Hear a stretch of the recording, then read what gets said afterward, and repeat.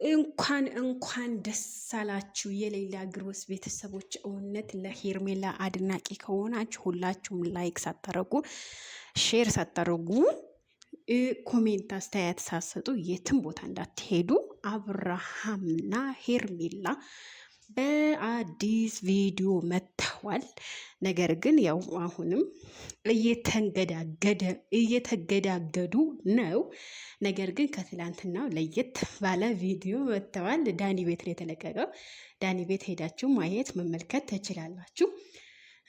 እኔ እንጃ ታውቃላችሁ፣ የሰው ደስታ የሰውን ሀዘን የሚያስደስታችሁ የሚያስከፋችሁ ሰዎች ከኔ ጋር ብትሆኑልኝ በጣም ነው ደስ የሚለኝ ማለት ነው።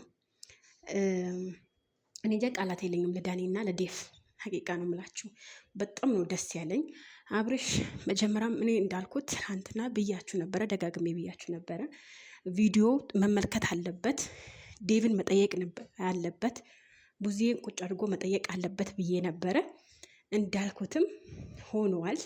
አብርሃም ከሄርሜላ ወደ ውጪ ይዛው የወጣችው ለምን እንደሆነ፣ ካሜራ ይዘሽ ለምን እንዳልቀረጸች፣ በቃ ብዙ ነገሮች መልስ እያገኘ ይገኛል።